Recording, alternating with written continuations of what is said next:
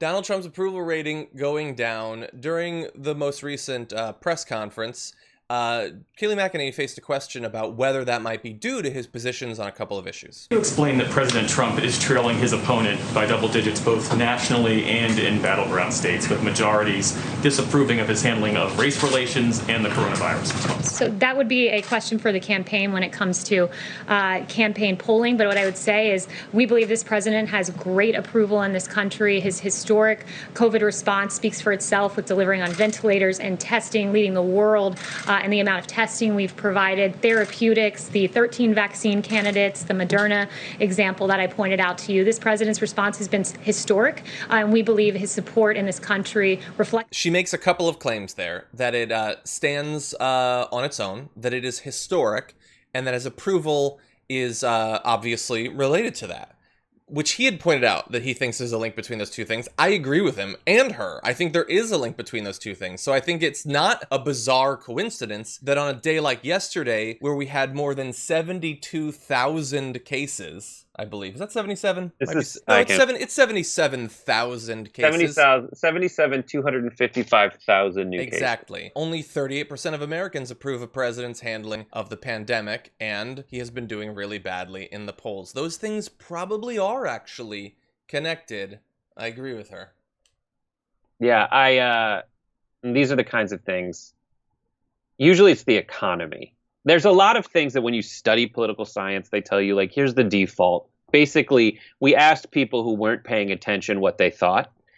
And then we asked, like, what makes you pay attention? And typically, like, there's even like for years and years, there was just like an equation that you plug in like 3 economic factors and they'll tell you who wins the presidency. And up until recently, that has done a very good job of telling you who would win the presidency.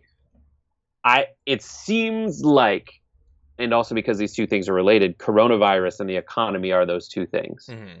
Everything else was like, the first thing I was talking about, like, who's not paying attention, is what do I vaguely agree with? What is my timeline vaguely telling me about? I know I'm going to agree with the Republican or Democratic side based on what I typically identify with. Yeah. And the things that affect that at the margins are usually like, do you have a job? Yeah. And is the entire country imploding in a way where no matter who's in charge, you got to back the other horse. And this is the one that's crossed the line from partisanship into, wow, it is real bad. I do need to back the other horse. Even the Republican governors in the reddest states in the union, like Arkansas and frickin' and Alabama, are saying you need to wear masks outside. Like, now we know that what Trump is saying is not believed by an increasing number of people. Yeah. And that base plus, you have his base and then plus a certain number. And that plus is people who aren't really paying attention, but are just like, taxes are low. I don't know. China's probably screwing us. Like, those kinds of people are like, wow, this guy is a psycho and we need to get rid of him. Yeah. And I think you can see that. I mean, he still has an oddly high level of support from my perspective. But we have to understand that some people don't really have a perspective that's attached to things that are going on. They love him, and they will always love him. It wouldn't matter. He could come up with a knife, and he could stab him in the stomach, and you could ask whether they approve of his job as president, and they would say, I'm still leaning towards him, I think. My only qualifier on that is it's not love. It's just, hey, I guess I'm still for him. I don't like Democrats. Like, yeah. That's not a love. Voting is not because you love someone. Well, I think the rally people are love. Right, yeah. And maybe a small percentage. You're right. But anyway, you can see it, and it can't not be affected when, yes, number of tests are going up, but the cases are so high, and you have the South registering more than 500 deaths for the first time. South Carolina reported 72 deaths, 30 more than it has ever reported in one day before.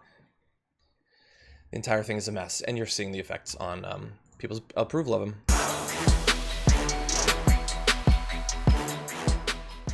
For more political news breakdowns, interviews, stories of activism, and me trying my hardest to care about the occasional big celebrity news story, subscribe to our YouTube channel at youtube.com/The Damage Report. And you can ring the bell wherever it is so you don't miss anything.